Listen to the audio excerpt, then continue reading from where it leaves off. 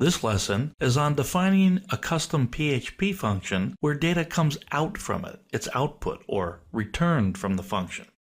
Here's our simple form again. Put in my name, submit the button. Hi, Steve. Again, truly exciting, but let's see how we did it. All right, here we are. Here's the code. That's just the form like you've seen in the past. Let's go to the PHP code.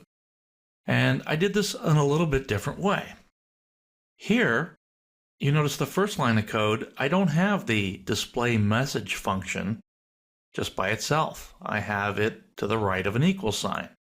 And we all remember that what's on the right side of the equal sign is what's processed first. So let's go look for this function. All the way down here, display message. Okay, nothing's coming into it. So within the function, I am getting the first name to a variable, saying hi first name. This time though, instead of just being done here and printing from the function, I have a keyword called return.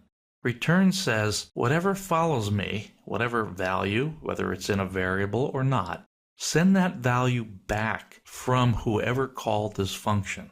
Now, so it's going to return display. See? Display is this whole paragraph name. Interesting. So let's go back up and look at the code. So it runs this. Now this gets essentially changed into whatever was returned. What was returned was essentially this paragraph here, returned as $display in the return statement. So now it's received into a variable here, $return data. So what this function did got loaded or returned into here. Notice that the variable names are not the same.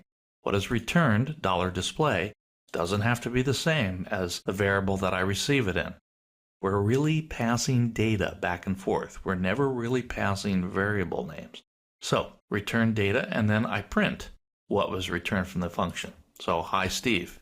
Again, nothing terribly exciting, but as we get going, we're going to get into more complexities with functions. This will get you started with data that comes out of a function and is returned. This ends our lesson on returning data from a function.